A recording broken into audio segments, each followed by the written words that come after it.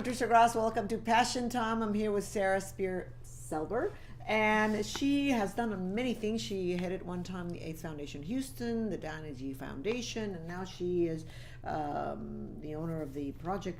It's called the Project Management Team, a consulting firm specializing in design development and management of socially responsible business. I want to ask you about your passion. How did you find your passion, and how are you living your passion first? So my passion found me. I am the mother of 2 children, and both of them had learning differences and or life differences from their peer role model groups. I was in West Texas, and my son actually ended up being a positive, quote, peer model for kids with developmental disabilities. And as he grew up, and I'm part of a very huge family, I could see that he was very empathetic. He was very kind, and so I think there was something about that just intrigued me beyond actually doing therapeutic interventions, was how do we grow empathy and kindness? And through sort of my own personal commitment to whatever you want to call it, that higher power, and a deal I kind of cut, thank goodness it keeps finding me. Let's talk about that, because we are living in times, especially now in America, where a lot of our leaders are not showing kindness, they're not showing civility, they're not showing compassion or empathy. So you kind of started a movement, kindness matters. Tell me why. Yeah. And how did you discover that?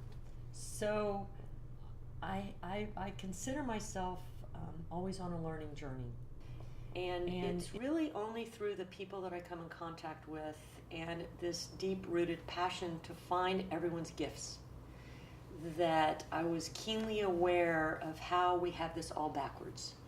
We have this label in this country called disabled, and yet 2 of my greatest teachers that have given me permission to do things that I never would have done, one was become an artist, has this label of being disabled. And interestingly enough, even the people in her own world don't really see her gifts as an artist. Mm-hmm. And the other is my trainer, who is a young man who I have no idea what his diagnostic is. I don't really care. They did a movie about him called The Perfect Turnover. His name is Mitchell Marcus.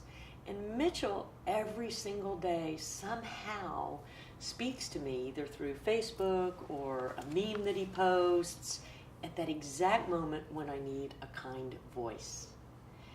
And he's remarkable. He's my trainer. We're tied together by Fitbit technology. When I don't get my steps in, he's texting me, you don't have your steps, don't I inspire you, what's the matter? Mm-hmm. This is someone who others don't see all of his gifts. We're living in a day and a time where we really do believe politicians care. And yet I sat in the office of a politician recently, a legislator that I really respect, who looked at me and said, I wish I could be you, because you can get things done, and I in the system cannot. Interesting. Yeah, so I think we are, I'm not a movement. I can't start a movement. I don't want to start a movement. I don't believe in movements. What I do believe is we've gotten so far away from, what do you need? You're sick. How can I help you? And not just saying it, because you can say that all the time instead of just doing it. Right. Right? No, what do you need? If you anything you need, no, I'm going to take you my chicken soup, or I'm going to visit you. Right. Right? Instead of asking you, what do you need? Right. I'm going to check on you. In this very building where we sit, it is full of people who live alone. Their children don't live here. Their children are very busy. A phone call. Or just a visit. A visit, a delivery of a cake can completely make the difference in their life. Not their day, not their moment, their life. Right. It says, wow, somebody cares. And we all watch parents posting things on Facebook that are so angry and it's unbelievable. Take no responsibility for why their children feel entitled, and we are the answer. We need to look to nobody else. We don't need to look to a rabbi, a pastor, a minister, an imam. we're the answer. And we're not accepting that. And you often talk about the responsibility factor here. Instead of saying, well, someone else needs to do this. No, I have to be responsible myself for being kind, for being compassionate, for making a difference. Or for humor. I mean, but appropriate humor. You know, I keep seeing all of these political humor right now. It's the wrong message. It's not humor. Right, Not it's really. just the It's wrong mean. message. It's mean. mean-spirited for our children. Mean-spirited, it's mean, and it's rude. It's rude, and at the end of the day, when did that become okay? Where do you think this lack of civility, where does it stem from, do you think? Well, I think that, again, it's the pros and cons of social media.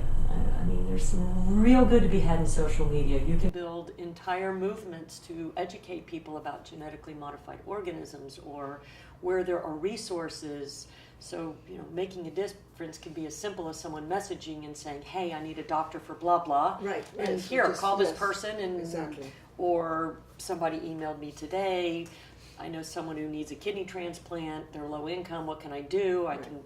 And we all help each other, yes. And we all help each other that way. This total ability, permission to be rude and unkind and bully, I don't remember that growing up. I remember losing a tooth or two when I thought it was okay to look at one of my parents and say something disrespectful, or my grandparents. And for some reason, that's almost become cute today. People are calling You know, I spent a lot of time working in psychiatric hospitals and with kids. And you know what? The underlying problem these kids have, now they do have mental illnesses, but the underlying problem is bullying. They get bullied. Right. And supposedly that's not supposed to happen. Right. I don't remember. Actually, I think I'm so anti-bullying because I was a bully. When I was in elementary school, I was an amazing athlete, and I can to this day remember just like beating up the nerd little boy in the neighborhood. Why were you a bully? What was going on in my world? Somebody had been, Bullying you. beating me, and we couldn't talk about it. We just couldn't talk about it back then. How did you stop it? I had therapy. I was strong enough to say something's not right, and before I have children, I think I'm going to go talk to someone and really get to the root of so much. All of us have something. Yeah, All everybody of us. has We keep emotional asking, baggage. why so much suicide? My family recently was involved in that, and I was so grateful for the bravery of the family, because the rabbi got up and he said, look, if in this country you have an undiagnosed embolism, it will burst and you'll die. And you'll die. And you will die. With suicide, it's no one thing, it's no one event, it's no something said something. It's deep in a soul. There's something there that if it goes untreated, it bursts. And in that moment, the person is not themselves. Right. So giving people more permission to be brave and talk about, I'm hurting. These kids today grow up on Facebook and everybody's a rock star. Everybody wants to be a rock star. No, everyone is. I mean, and Right. Yet everyone still hurts. So giving people permission to cry. Giving people permission to laugh and laugh harder. And I think most importantly, stop worrying about tomorrow. Live the moment. My family all jokes because my personal hashtag is moments matter. Right. I've been held And, up at, and life is about moments anyway. and I've been held up at gunpoint. And thank God nothing happened, but talk about a wake up, moments matter. That's right. All right. Well, thank you so much, Sarah. Thank you. It's always fun. Great talking to you. And make sure you watch us next week on Passion Time.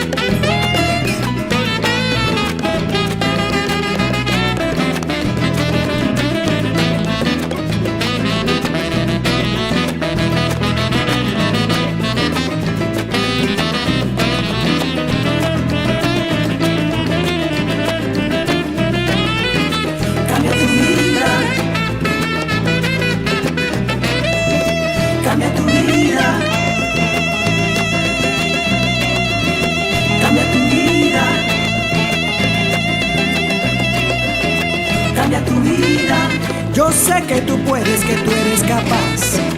Cambia tu vida, La vida es una y tú vas a triunfar. cambia tu vida. Con fe y esperanza, las puertas